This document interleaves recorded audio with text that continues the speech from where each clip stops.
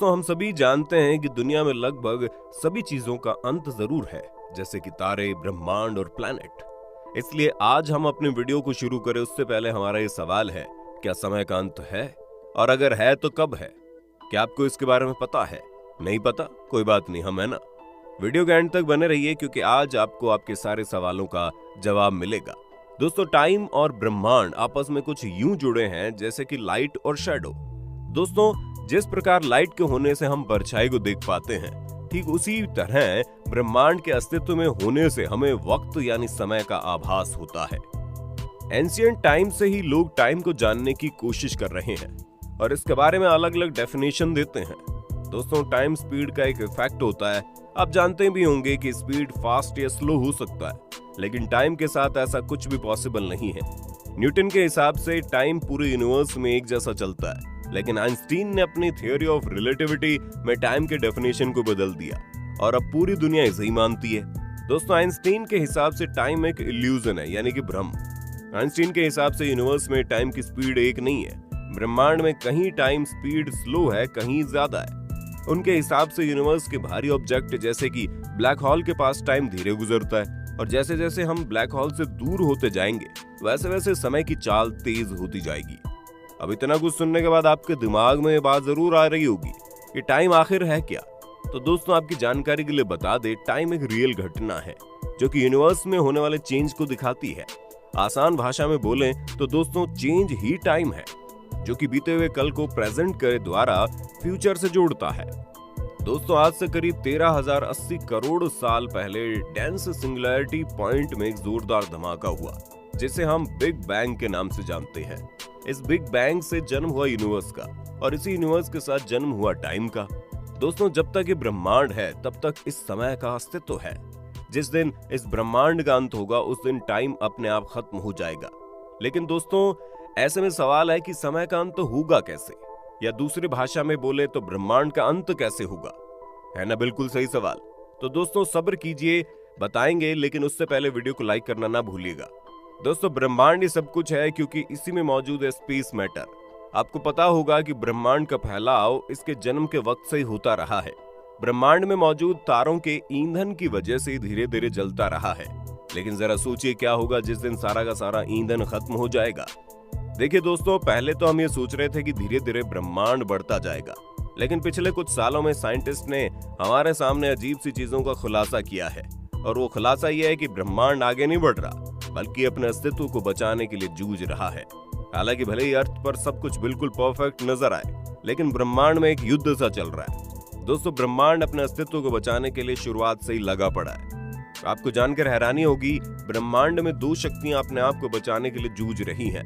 जानना चाहते हैं वो शक्तियां कौन सी हैं? सबसे पहली है ग्रेविटी, जो यूनिवर्स के हर एक चीज को एक साथ लाकर कुचलने की फिराक में है, जो ब्रह्मांड को एक आग के गोले में बदलकर बर्बाद करना चाहती है। वहीं दूसरी पावर है एक्सपेंशन, जो गैलेक्सी को खींच खींच कर ब्रह्मांड को ठंडा करके जमाने की फिराक में है। अब ऐसे में जीत किसकी होगी, ग्रेविटी की या एक्सपेंशन की? इस बारे में बोलना मुश्किल है। दोस्तों ब्रह्मांड की इस लड़ाई में जो भी शक्ति स्ट्रांग होगी वही शक्ति ब्रह्मांड को नष्ट कर देगी। इन दोनों स्ट्रांग महाशक्तियों के मुकाबले में 3 पॉसिबिलिटीज होंगी। जानते हैं वो क्या है? बताएंगे दोस्तों, लेकिन अब तक आपने वीडियो को जो लाइक नहीं किया है तो कर लीजिए ना। दोस्तों सबसे पहले पॉसिबिलिटी है बिग फ्रीज। सोचिए अगर ब्रह्मांड का एक्सपेंशन ऐसे ही चलता रहा तो वो दिन दूर नहीं जब पूरा का पूरा ब्रह्मांड ठंडा होकर जम जाएगा। सेकंड पॉसिबिलिटी देखें तो ब्रह्मांड के एक्सपेंशन और ग्रेविटी में ऐसे लड़ाई जारी रही और ऐसे में अपने अस्तित्व के लिए लड़ती रही तो ब्रह्मांड में एक नाजुक संतुलन बन जाएगा, जिसके चलते ब्रह्मांड का एक शेप बन जाएगा। रही तीसरी पॉसिबिलिटी की बात तो आपको अंदाजा लग गया होगा। जी हाँ दोस्तों, अगर ग्रेविटी जीतती है तो वो पूरे ब्रह्मांड को खींचकर एक पॉइंट पर ला देगी और पूरा का पूरा ब्रह्मांड सिमट जाएगा। उसके बाद फिर से ब्रह्मांड उसी सिचुएशन में चला जाएगा जहां से ब्रह्मांड शुरू हुआ था। दोस्तों ऐसा हो सकता है इसके बाद फिर से बिग बैंग होगा और फिर से नया ब्रह्मांड बने। अब इन दो महाशक्तियों में जो भी शक्ति जीतेगी वही दोस्तों इस टाइम का अंत करेगी। और इसका कारण ये होगा, समय हमेशा एक ही डायरेक्शन में चलता है। दोस्तों समय के बहाव को एरा ऑफ टाइम बोलते हैं। दोस्तों आप जरा ध्यान से सोचेंगे तो आपके सामने एक सवाल आएगा कि समय हमेशा फॉरवर्ड डायरेक्शन में ही क्यों चलता है? समय कभी पास्ट में क्यों नहीं चलता? है ना दोस्तों, सोचने वाली बात। चलिए आज हम आपको इसका कारण भी बता देते हैं।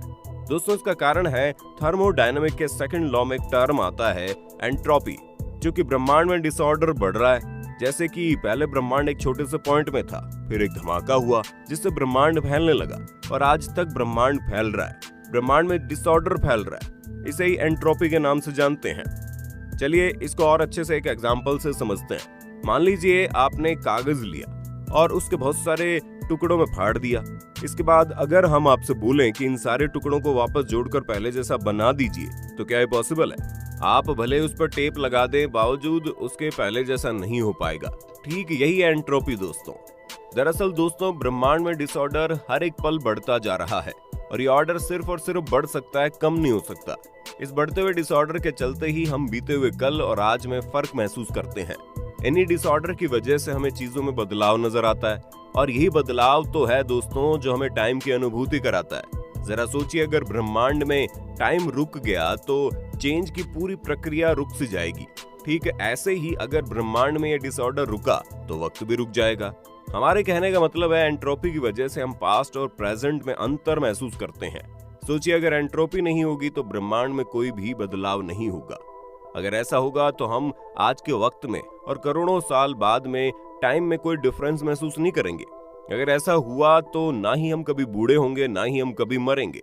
साथ ही इससे भी कोई फर्क नहीं पड़ता कि अभी आप क्या कर रहे हो। लेकिन याद रखिए, समय हमेशा आगे की तरफ बढ़ता जा रहा है और याद रखिए हमारे ब्रह्मांड का अंत इन्हीं दो महाशक्तियों में से एक से होगा।